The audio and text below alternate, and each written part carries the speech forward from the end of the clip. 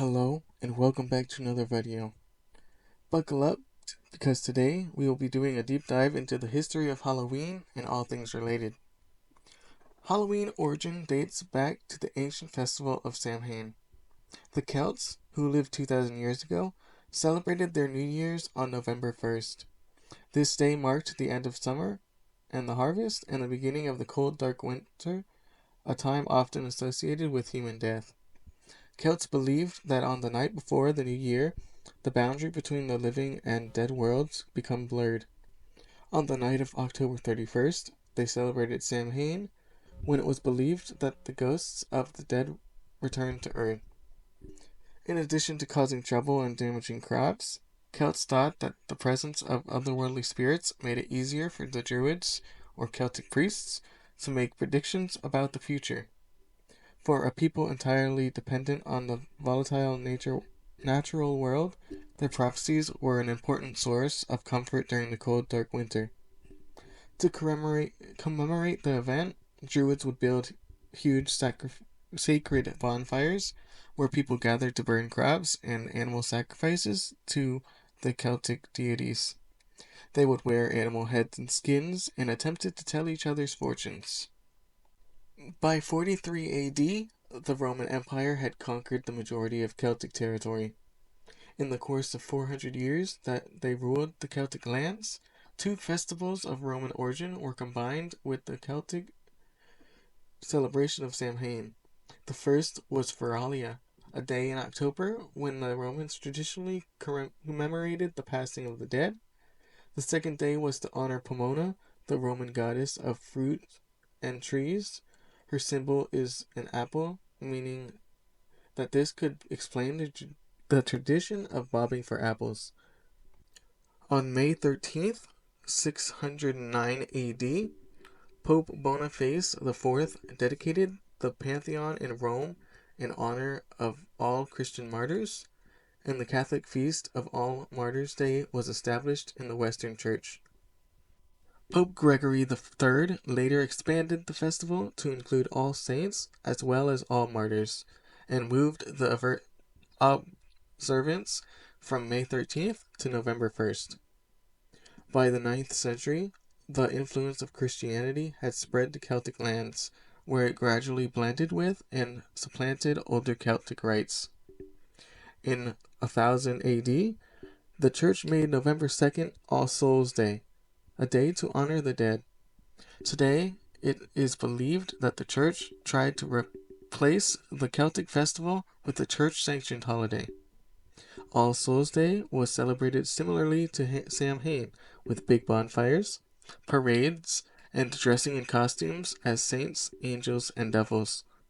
The celebration was also called All Hallows or All Hallow Mass, and the night before it, the traditional night of Samhain, began to be called All Hallows Eve, and eventually Halloween.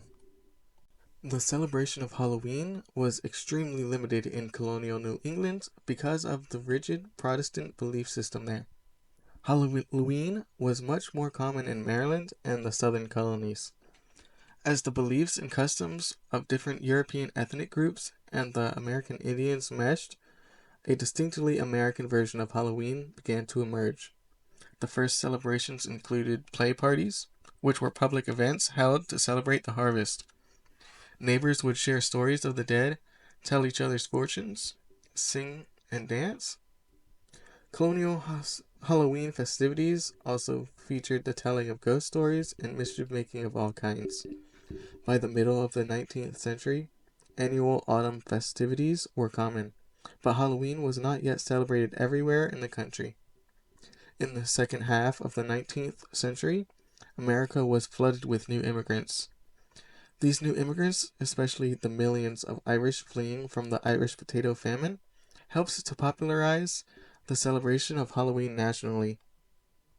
In the late 1800s, there was a move in America to mold Halloween into a holiday more about community and neighborly get-togethers, rather than about ghosts, pranks, and witchcraft. Parents were encouraged by newspapers and community leaders to take anything frightening or grotesque out of the Halloween celebrations.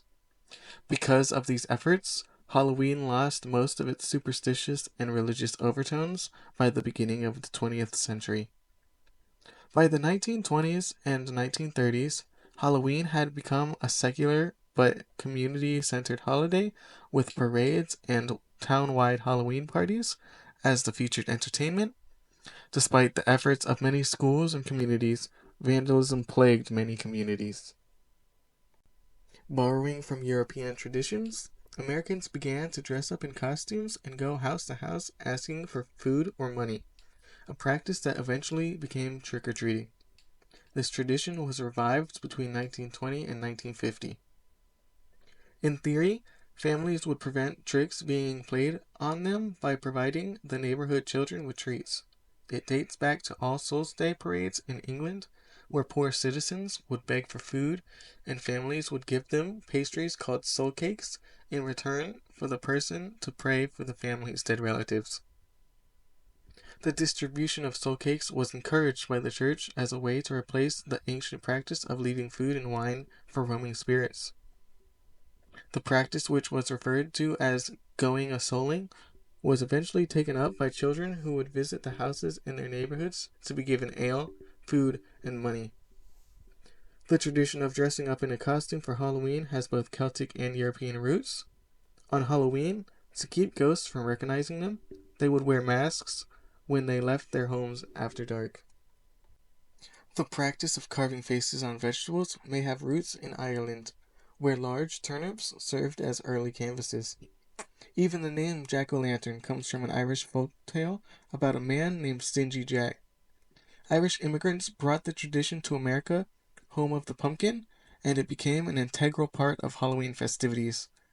Placing jack-o'-lanterns in front of windows or doors frightens away Stingy Jack and other evil spirits. According to the story, Stingy Jack invited the devil to have a drink with him. True to his name, Stingy Jack didn't want to pay for his drink, so he convinced the devil to turn himself into a coin that Jack could use to pay for their drinks. Once the devil did so, Jack kept the coin in his pocket with the silver cross, which prevented the devil from changing back to his original form. Jack freed the devil under the condition that he would not be bothered for 1 year, and if Jack should die, he will not claim his soul.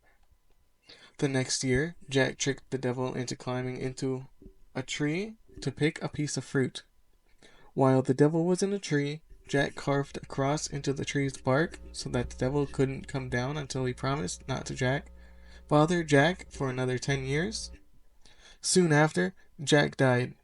God wouldn't allow him into heaven, and the devil kept his word. So he sent Jack off into the night with only a burning coal to light his way. Jack put the coal into a carved out turnip and has been roaming Earth ever since. The Great Depression was a time of great economic and social change that affected many parts of American life, including Halloween. Parents, concerned with their sons running amok on All Hallows Eve, organized haunted houses or trails to keep them off the streets. Early haunted houses were small, non-profit affairs held in residential areas. In later decades, large organizations began to host their own haunted houses as fundraisers or commercial attractions. The most famous and influential one was Disneyland's Haunted Mansion in 1969. Since then, America's haunted attractions have become more and more elaborate. Universal Studios debuted its first Halloween event called Fright Nights in 1991. However, the studio's legacy in horror dates back decades earlier to the golden age of cinema, when Universal Pictures thrilled audiences with iconic monster movies like Dracula, The Mummy, The Wolfman, The Bride of Frankenstein, and many others. In 1992, they renamed the event Halloween Horror Nights, and it became an annual event. What began as a 3-night haunting has evolved into a span multiple nights between September and October.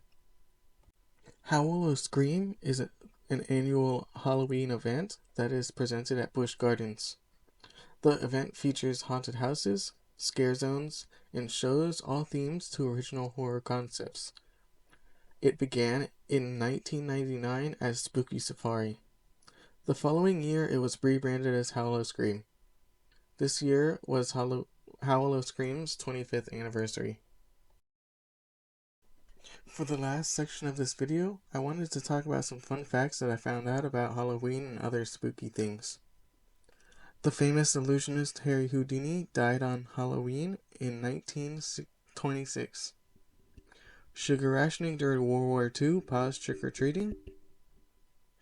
1/4 of all candy sold annually in the United States is purchased for Halloween.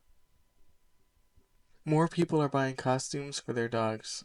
Americans spent nearly $500 million on pet costumes in 2021, more than double what they spent in 2010.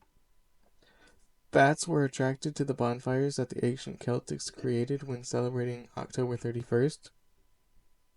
The term witch comes from Old English and it means a wise woman. The world's largest pumpkin was 2,528 pounds. It's illegal to use or sell silly string in Hollywood on Halloween. If caught with the product, it could cost you up to $1,000 in fines. Halloween is the second largest commercial holiday in the country. Illinois produces 5 times more pumpkins than any other state. Candy corn was originally named chicken feed. The fastest pumpkin carving took 16.47 seconds. The New York City throws the largest Halloween parade in the United States. Bathurst, Canada banned teens from over 16 from trick-or-treating. If they do, they face a charge of up to $200. Keene, New Hampshire holds the record for the most jack-o'-lanterns on display. In 2013, the city broke the record with 30,581 lit pumpkins displayed around the town. Americans used to celebrate the holiday by sending Halloween cards. Greek farmers created the first scarecrows that looked like people to protect their crops. Crows being the primary culprit is how the name originated. There's a reason why black and orange are associated with Halloween. Black is a symbol that Halloween was once associated with the boundaries between life and death, while orange symbolizes the harvest of autumn. I hope y'all enjoyed this video, and I'll see y'all next time.